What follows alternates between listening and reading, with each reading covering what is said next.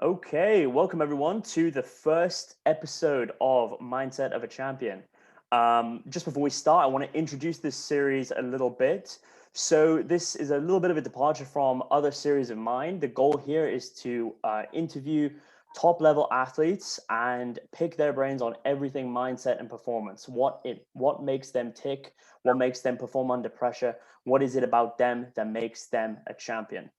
Now, today I am joined by Johnny Fisher, the Romford Bull, professional heavyweight boxer who's recently just debuted to a very successful first bout. Johnny, can you introduce yourself? Hello, Scott. I hope you're well, mate. And it's good to speak to you. My name's Johnny. I've been boxing for a very long time. Played a bit of rugby as well while I was at university. But I'm lucky to be in a position now where I'm boxing professionally. And as you said, I got off to a good start on Saturday night. Absolutely. Well, it's a pleasure to have you on here, man. And it really was a spectacle the other night. So starting off this episode, why don't we go back to where you started? What was it that got you involved in the sport of boxing? Well, for me, Scott, I've been boxing since I can remember, since I was 4 or 5 years old. You can see pictures of me in like boxing dressing gowns and having gloves on when I'm 3, 4 years old. So my dad used to box a little bit. My granddad was as well. So it's all been in the family, and it's something it's never not been part of my life. So it's not as if I've gone and found it. A lot of people turn to boxing when they're 18, 19, especially heavyweights. But for me, it's always been there and always been involved in my life. So it seemed like a logical progression for it to some point and materialize into what it has. Absolutely, and it really has materialized. Showcase your talent. So it seems as if that it was somewhat of a generational thing as well. You said you had your dad was involved in your community as well, something that was Yeah, quite prolific in Romford. yeah, in Romford and East London, further into East London as well. There's a lot of people who are talented around here. So in general, football's a big thing around here. Other sports as well, but boxing in the East London and further out into Essex is like a little hotbed of boxing around here. Like you've got other places, you've got a little town in Wales which is famous for boxing. Liverpool produces great boxers, and Essex and East London's no different. And there's some good talent around here. Yeah, absolutely. So you really have a kind of a community spirit around the sport of boxing that creates a pretty competitive and intense atmosphere for fostering talent. Yeah, that's it. Well, the thing is, if someone does come through, I think there's a guy called Kevin Mitchell and other boxers who come from this area. Everyone gets behind each other in Essex, which is good. Everyone wants to see people do well, and people like to get involved. So I'm in a great place with great support. So I've got a good backing behind me, if you know what I mean. Yeah, definitely. How important would you say is that community and that kind of regional backing to be successful for you? Oh, it's massive. It's massive because I've got a good sort of range of ingredients because I'm a heavyweight. I've got a slightly different avenue into boxing where I've not had the most prolific amateur career, and it's come from a different, unique sort of background into boxing. I'm in a great area with great support, and luckily I can punch a bit as well, so it's exciting. So it's a good little mix of things that are making me have the support that I've got. Absolutely. And yeah, you mentioned your background being somewhat atypical in terms of your route into the sport, despite the community that you have behind you. You're a university student and a rugby player as well, right? Yeah. So you know as well as me when we used to train a lot and when we was training together in the uni gyms and stuff, you was doing your strongman stuff. I was doing not as intense as what you used to do, but I used to talk to you a lot about our respective sports. And at that point I was focusing more on the rugby and I was working my way into that first team in the freshers at Exeter Uni and I played in the second year a little bit more. And it was a great level of rugby to play at in Exeter Uni because you've got some great boys who go on to play Premiership rugby and play for England as Henry Slade and Jack Null and other boys who represent Exeter and Devon and Cornwall and that sort of area. So it was great to do that and have that little taste of high level sport. And I think it's really helped me in my overall journey into becoming a professional boxer. Yeah, definitely. And I appreciate your, recalling back to those early days Yeah, of ourselves both training together and kind of working off each other's energy. And it seems as if you've been able to capitalize on that as well with top level rugby as well. oh, Whereas now, of course, you are a professional boxer. Um, so tell me, what does it take mentally to move up the ranks and become a top level athlete? for me, I'm still in terms of, I've just become a professional, right, and I've had my first fight. I know there's an awful long way to go and a very long road ahead of me to get to that pinnacle of professional sport. But even going from being an amateur boxer to a professional, that can be a huge jump, and it takes a solid mindset and a mindset of someone who's consistent and persistent in what they do, and they do things day in, day out. It's a lifestyle. You can't, especially with a sport like boxing, where your health is on the line a lot, and many sports have that aspect, but for boxing in particular, you have to take it extremely seriously, and you have to dedicate your whole. It's a lifestyle choice. Anybody who wants to get to the top of a sport, it has to be a lifestyle. So even when I was an amateur, you know this, when I was at university, I lived and breathed being a professional in the sense of taking my fitness seriously, taking my eating seriously. So it's a very important thing to be grounded even before you turn professional in a sport like boxing. You've got to be dedicated to the core from the very beginning. Right, absolutely, and you embody that through your ticking all the boxes, covering all the bases as you described. And it's admirable though to hear that even when you weren't a professional, when you didn't have the pressure and the opportunity for success necessarily, you still dedicated yourself fully to living, breathing, sleeping the lifestyle of boxing. And I recall it personally, right, when we were at uni, how you would be, and obviously that is really bore fruits now. Yeah. You've mentioned it, being somewhat of it is kind of a monk life existence. You really have a lot of discipline to stay living daily that way. What keeps you motivated? Yeah, I was just about to say, Scott, when we were in that gym, and when we used to converse and talk about training and things like that, people who would look at it from the outside, the thing that keeps us motivated is that we both absolutely love and enjoy what we do. When you enjoy something, it doesn't feel like a monk life like in existence. It feels like you're doing something that you love. So it doesn't really become a job or a chore. It becomes something that you enjoy. You enjoy the idea of, oh, I've got training at 7 o'clock again tonight. That's brilliant. Oh, I can look forward to that. Or tomorrow I can wake up and do this. And then if you're enjoying and looking forward to it, it doesn't become like a pain or a punishment. It's because you want to do it. And in boxing in particular, if you don't want to do it, you can't be in there because it's too much. And we enjoy what we do. So when you love what you do, it doesn't become a chore. Absolutely. So you really, there's that kind of transition point from seeing it as something that's a sacrifice, something that requires immense discipline, to just the free flowing nature of, it's my passion and I love it, and I'm going to show up every day because why wouldn't I? Right? Exactly. It's something that I look forward to. It's something that stimulates me. It makes me excited. It makes me, fills me with adrenaline and happiness, right? When you've finished a hard training session or you've won a difficult bout. Yeah, and you can compare that to strongman in a sense, because I listened a lot to Eddie Hall and what he talks about, and it's not it borders on not narcissism, but it borders on the fact that you enjoy seeing the improvements that are made in your training, and seeing how you're progressing. Mike Tyson spoke a lot about how the fact he used to love looking at himself after training in terms of looking how he's progressed and seeing the improvements week by week, and it becomes an addiction in the sense that you're looking to get better. When you've got a goal to work towards, then it all falls into place. It's all for something. There's a purpose behind it. Right, and then you have that grand goal and that grand purpose, but then each step along the way, every brick in the wall facilitates that wider trajectory, and then that's what keeps you going, keeps you eating the meals, showing up at training, as well as, of course, as you say, just the visceral excitement of the moment of each training session. It's satisfying to see. It's like you've completed. You get a buzz from the fact that you've done something, you've achieved something every session. You feel like, yeah, I've done something good here. So it keeps you coming back. Right. And as you say, in a sport that's so physically demanding like boxing, if there isn't something that's bringing you back each time, chances are you're not going to go very far at all.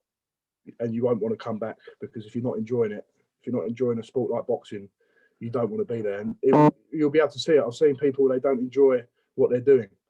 And people, you can't hide in a sport like boxing. It becomes too obvious to people around that you're not enjoying what you're doing. So as long as you keep enjoying boxing, and that's something that a lot of young people have got to realise as well, as long as you're enjoying the sport you're doing and enjoying boxing, then that's what's going to keep you coming back and keep improving. Right. So if I understand this correctly, then for you, what keeps you coming back, keeps you, training hard, and progressing in the sport is simply the love of progression, the love of overcoming obstacles, seeing your body, seeing your mind evolve as you improve, Yeah. challenging your limits. Yeah, definitely. For a lot of people in whatever profession they do, what keeps them going, what keeps people going and moving is progression. That is the thing. You don't want to stagnate. You don't want to stand still, because when you do, you lose motivation. You lose purpose. Everything you do, you want to have a purpose and something that you're achieving and trying to level up every time. And that's something that boxing allows you to do. Right. So it's a conduit almost for your own kind of intrinsic motivation to overcome challenges and continue to move forward in life. Boxing gives you a kind of a means of expressing that. Yep, 100%. You've hit the nail on the head there. Fantastic. So for you then, what is the grand goal or the grand purpose to boxing, if I could be so bold? Yeah, it is without a doubt my dream, which I want to turn into a goal, which hopefully it will be in a few years down the line, is to be a heavyweight champion of the world. I will never stop being ambitious in what I want to do. But at the same time, being ambitious, there's an element of realism about it. And I know I've got to take complete baby steps for my first part of my career, because when you first start as a professional boxer, a heavyweight boxer, you won't mature until you're 30, 31, 32. Similar to strongman in a sense. You see a lot of the top guys when they're in their 30s, early 30s, late 30s, that's when they're in their prime. Similar with boxing, heavyweight boxing in the sense when you get to that 30, 31, 32, that's when you're at your pinnacle most of the time. So I've got no rush whatsoever, and I've got my eyes on that goal of being a heavyweight champion. But I've got to take small steps, and the best way to look at boxing and not get yourself too ahead of the game, one step at a time, one fight at a time. That's all it is. Win each fight, just keep winning, one fight at a time, and the right test will come at the right time. Wow. Okay. So no, I really love the distinction that you set between the dream, which is kind of the ephemeral, like kind of gold at the end of the rainbow scenario, where you realize your ultimate goal to become the heavyweight champion of the world, and then we kind of work it back step by step, where you have a grand goal that, whilst it's large, is achievable, and then smaller steps, back to the here and now, and you fully understand and appreciate that taking each step at a time as it comes is the best way to stay on track towards that grand goal and stay motivated. You have to stay specific with your goals. You have to stay measurable with them, and they have to be achievable, and they have to be realistic, and they have to be set within a time. So that is how I measure my little steps as I go. For me, last couple of weeks or whatever it was, the few months leading up, it was to beat Matt Gordon in my professional debut and deal with the pressure of the occasion. And that was going to be the main challenge. It always was going to be. My next challenge is to beat my next opponent, and that's all I'll think about. That's all I'll think about leading up to it, and I'm in training camp. And then the same thing, you've got to have a tunnel vision in terms of what you're trying to achieve, and then around that, the bigger picture of getting to your end goal will slowly materialize. Right. And especially when you do approach it like that, it's almost as if you only have so much energy mentally and physically to dedicate to each fight, each training session. But in this approach, you don't miss any, you don't miss any boxes. You dedicate utmost energy to each event, each competition, each fight, every time it approaches. And before you know it, you're at the grand goal. Yeah, exactly. That's exactly it. Otherwise, you burn too much energy. Your mental energy just will be sapped from you. So just focus on one goal at a time. Fantastic. And you just touched on a really interesting subject there of your last fight, where obviously this was a huge landmark in your career. This was your debut professional fight, and you were dealing with quite a lot of pressure, both internally and externally. Obviously, you going on live television and being, a professional, right? And the pressure that comes with that. So, tell me and the audience, how did you approach the pressure of that fight?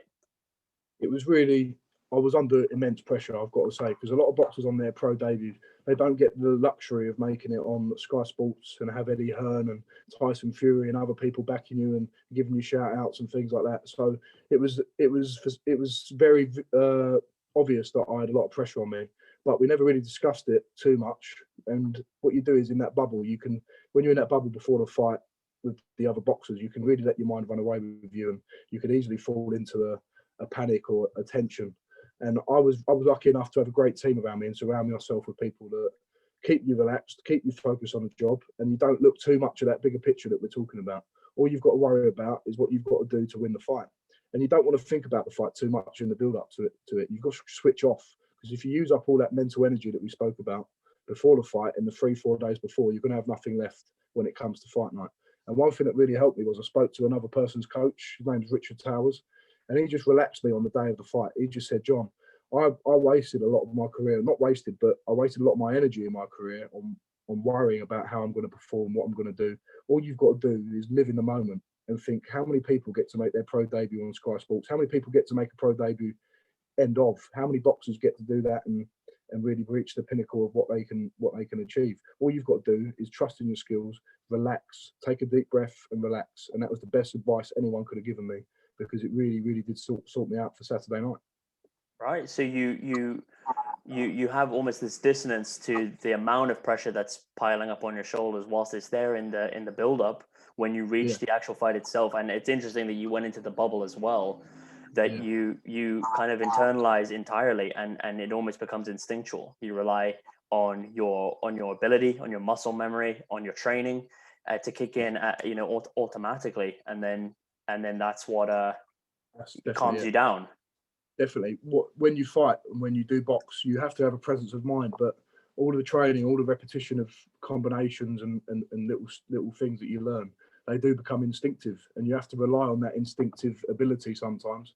But with that, I showed in that fight as well, you've got to think as well, because I was pressuring him for the first minute. I pressured him a lot. I wasn't out of breath. I wasn't gassed at all. But I had the presence of mind, which I'm grateful for, to say that take a step back and you can make this a lot easier for yourself. And it was the best decision I made to do that. So you rely on your instinctive skills that you've learned that become ingrained in your muscle memory, but you also have to have the presence of mind at the same time. So that's why boxing can be difficult. You're not just running or swimming in a straight line. You've got to go as hard as you can, as fast as you can. You've got to assess what's in front of you, and you've got to then make adjustments based on that. Right, absolutely. So it's a very reactive sport as well. You need to be instinctual, and you need to be kind of relying on your kind of neurological memory, but also thinking cognitively and anticipating your opponent as well. Which again is no wonder you feel so much pressure, because there's so much that comes down to that one fight and that one opponent. And you can see after I win, the sense of relief, that heaviness off my shoulders, has just felt like a weight was lifted off of me, because there's so much anticipation in the build up to a debut of a heavyweight as well. There's so much, especially one who's signed to Matchroom and boxing on Sky Sports. So it's really important that you can deal with that pressure, because one thing my manager said to me was, John, we know you're a good boxer, we know you've got skills, but we don't know how good you are until we acid test you and put you in that environment where you're under extreme pressure. And you proved to us that you can deal with extreme pressure, because you showed what you're all about on Saturday night and got a round one knockout over a game opponent. Absolutely. And it is interesting as well, the way that they say that, there are so many great talents who have the genetic ability, or they have even the mental ability and training, but then when they get into the arena itself, that buckles. And you proved not only to your fans and your audience that you were capable, but also to yourself as well. So tell me, what is it about you as a person then that enables you to succeed under pressure while others might fail? I think one of the main things of why I succeeded on Saturday night is because when you do prepare, it is important to prepare, and training is a vital part. And when you're confident in how much work you put in, that gives you a sense of mental rest and a mental acceptance that you've put all the work in necessary. So that does relieve a little bit of that pressure, because you've done everything you can. When you've done everything you can, you can't complain about how you do. And one person that did give me a great message, Lennox Lewis, who's my boxing idol, and he said to me, the more I prepare, the less I worry. And that was really important for me to hear that, because I prepared better than anyone else. So I trained so hard from August. I was training non-stop, really. So when you put in effort, it does give you that sense of mental reassurance that you've put in all the work you need to. Right. And you've got a reference point for what you need to bring on the day, because you've put yourself through it so often in practice. And you mentioned a lot in this discussion so far, other athletes, and there are so many great athletes who do exactly that, right? They train harder than they anticipate the event or the competition or the fight being. So when it comes, it's water off a duck's back. Yeah, but that's what I mean. I'm talking about strongman again. But as you said, people train harder in the events in training, So they'll use a wobbly bar, or they won't use belts or straps in training, and then they'll go into the events and they'll think, oh, this is actually easy. This is actually easier. And that's similar sometimes when you train for a boxing match or spar. When you're sparring, you'll do 8 rounds instead of 4 rounds, so you can get used to it. It will never be the same when you step in the ring. It won't ever be the same. You can't replicate fighting in training; it's impossible. But what you can do is make things harder, or train in ways that stimulate your training to make it harder in training than it is in the fight. But there is still that element of the unknown, and there are some things that you can't train for. It has to be ingrained in you, and one of them is dealing with pressure sometimes. And I think we see so many talented sports people who are great at boxing in the gym, or running or training in the gym, doing whatever they've got to do. But when it comes down to the crunch time, the pressure can really destroy people, and that's something that people have got to learn to deal with. Some people just can't do it. Some people are made for it. So hopefully, I've displayed that I can handle pressure well on Saturday night. Hopefully, I did. Yeah, definitely. I mean, as you say, with regards to training, firstly, that it's interesting that you have certain strategies that can mitigate the anxiety and the fear of failure, coming into the event, just purely through preparation. But then, as you say, especially with regards to your sport in particular, there are so many uncontrollable variables. So you have to be fortified mentally to be able to excel under pressure. Whereas ultimately some people don't, right? As you've said. So you mentioned that there's some athletes have it and some don't. What characteristics do you think make up an athlete that does mentally? As you said, fortitude is a good word. Fortitude, having a mental toughness. It's not hard to explain, really. It's just being able to deal with adversity. When things go wrong, can they adapt, and can they keep the presence of mind? One thing that I've learned for myself is when I was an amateur, when I first started out, I'd have one way and one route to victory, and that would just be trying to steamroll through people. But that's not a good way to be. You need to be able to adapt and use your skills and use your presence of mind as well. And that's something I'm hopefully learning, and I'm learning with my great trainers and the opportunities I'm getting in sparring. I'm learning how to adapt to situations, and being mentally adaptable and mentally robust is critical if you want to be successful. As you said, boxing's got so many variables and things that can go wrong, or things that they can do. You've got to worry about what you're going to do and how you're going to have to adapt that based on the situation that presents itself. Right. So when you train, and when you're in preparation, and when you're generally getting better as an athlete, you have to condition yourself to expect change, and to then be able to respond in a way that facilitates effective performance, as opposed to that when we talk about like fight, flight, or freeze dynamic, not especially in a sport like boxing, combat sport, not freezing and then obviously giving an advantage to your opponent, in which case you're out of the fight. That's exactly right. And when you're thinking about boxing in particular, you're going to have to learn on the job as well. Sometimes when you're in them fights, sometimes you can only learn how to deal with them situations through actual boxing matches live on telly in front of people. That's why when you first start your career, you can't be thrown in too deep to start with. You've got to have the right learning fights so you can deal with adversity. So when them big championship fights come later in your career, you've had a real proper taste, or an authentic taste of what it's like to be in a pressure situation in front of millions of people watching. Right. So there's almost like a kind of mental progressive overload. You have to, you build up tolerance over time until you're ready. And I presume certain people are more capable of that than others. As you said, some people have, innate resilience and ability to overcome adversity, like yourself, debuting in a live television professional fight on your first professional fight.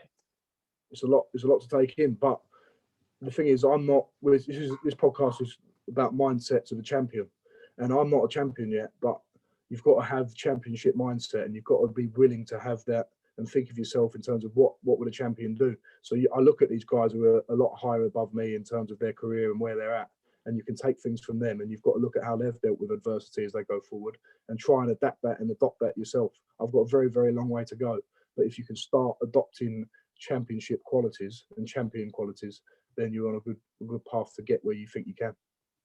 Yeah, and I'm really glad you brought that up, actually, the fact that, yes, admittedly, you're not yet, at the top of your game, and you have a learning curve. But that in of itself is so interesting, right? Because you're able to then think even more deeply about what it may take for you to reach the point you need to, how to emulate or be inspired by these individuals and their practices, and kind of homogenize that into your own character and your own, your own mental state as an athlete. That's exactly right. So I know I'm not more aware than anyone that I've got a very long way to go, but I know I've got the raw ingredients that's needed to get to the top, and it's just about now channeling all the skills that you're going to learn and all the experience you're going to get to try and give you a chance to get to the top of the sport. I've got a very long way to go, and I'll always be grounded and have my feet on the ground. But I know I've got the potential to get there eventually if I do everything goes well. Yeah, absolutely, and really, it is a very admirable stance to have as such a relatively newcomer to your professional career, right? To be so willing to learn, but also very aware of your own ability. You are aware you're talented. You know what you have to offer. As you say, the right ingredients, and now it's just a question of deploying them at the right time. Because I know I'm very aware of my situation. There'll be people in boxing who aren't as good as me who will get further, and there'll be people who's not as good as me who haven't had the same opportunities that I've had. That's just the nature of life, and it's about opportunity and taking the right task at the right time. And I've been lucky enough to be in the right place at the right time. But with that, you've got to work extremely hard and put yourself in them situations. So I'm going to take the opportunity that I've got, and I'm going to give it my best and see how far I can go. Awesome. Well, I am very, very excited for you, mate. As we start to close off, what is one thing you would say to young up and comers in the sport of boxing to help them become better athletes? Yeah. One thing I would say definitely is find yourself a brilliant trainer, a trainer that you trust, and someone that's been there and had the experience and done it themselves. Because the best way to learn is of someone who's done it before, and that will always be the case. If you go into a weights room and you've never lifted a weight before, you need someone who's lifted weights before and done it themselves. If you want to be a footballer, you can learn off people who've done it before. So it's like copying. You're copying people, and you're taking information, because knowledge is what enhances people. And if you've got great knowledge and you've got the right attitude, then you're going to be in a good place to make a good start in boxing. Awesome. So to find a mentor, someone who inspires you, and allow them to guide you in your trajectory upward. That's it. That's exactly it, Scott. Awesome. Before we end then, what is next for Johnny Fisher? What's next? What's next is a week of relaxing and switching off from boxing. I'm in the middle of that now. You have to have a mental rest. You have to have a mental rest. I've eaten whatever I like. I've eaten as much rubbish as I want. But now already I'm thinking about, I want to get back to training. But that's good, because you want to be hungry when you start again. You want to be hungry to fight, and you want to be hungry to learn. So in a couple of months' time, I will be hopefully fighting again, and I'm going to stay nice and active and building myself up and building my career, because I've got a long way to go, and it's all just beginning right now. Awesome. So a little deload before you unleash the big guns once more. That's it, until we go Romford ball mode again one day. Romford ball. Awesome. Well, it's been an absolute pleasure having you on here, and I'm sure the audience will feel likewise. I wish you all the best in your future, and I'll be following it very closely, mate. Would you like to have the last word? No, just want to say thank you for having me on, mate, and you've been a great friend of mine, and you will continue to be. We lived opposite each other for our first year at university, so we know each other well, and it's great to have the support of someone like yourself. Well, I appreciate that, man, and you will always have it. Awesome. All right. Cheers, mate. Thank you, everyone. Tune in for the second episode soon, and until then, we are off air.